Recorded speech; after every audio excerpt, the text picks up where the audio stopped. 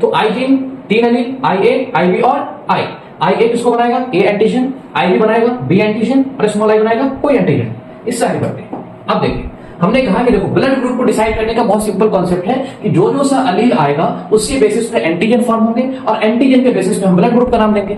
मैंने कहा कि मान के चलो जीनोटाइप में IA और IA है, तो यहां पे आपको दिख रहा है कि अगर IA और IA होगा तो दोनों का काम है A एंटीजन बनाना, और जब एंटीजन A बनेगा तो ब्लड ग्रुप कहलाएगा A। ठीक है।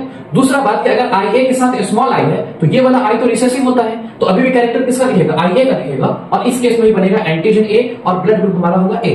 ऐसे इसमें देखो IB और IB के केस में B एंटीजन होगा, या फिर IB और स्मॉल I के केस में भी B एंटीजन की बात करेंगे। यहां पर देखिए कि हमारे पास IA और IB दोनों जीन प्रेजेंट हैं, तो दोनों डोमिनेंट हैं, दोनों अपना अपना फिनोटाइप दिखाएंगे। ये भी अपना एंटीजन बनाएगा और ये भी अपना एंटीजन बनाएगा, तो IA और IB के केस में दोनों एंटीजन बनेंगे, तो ब्लड ग्रुप हो जाएगा AB।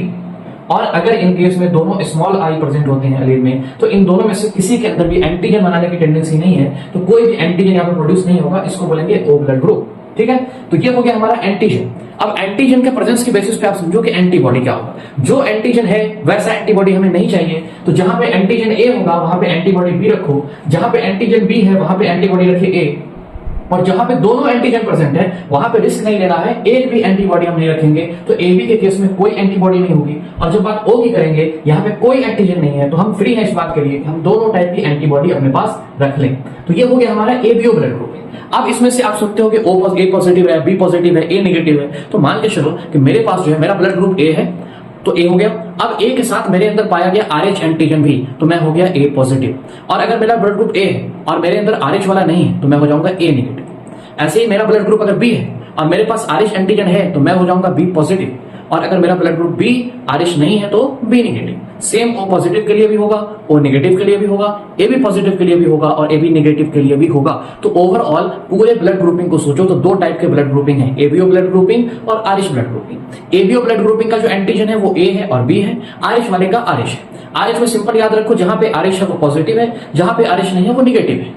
ABO में समझ लो कि ABO को कंट्रोल करने वाला है I जीन के 3 एलील IA, IB और स्मॉल I।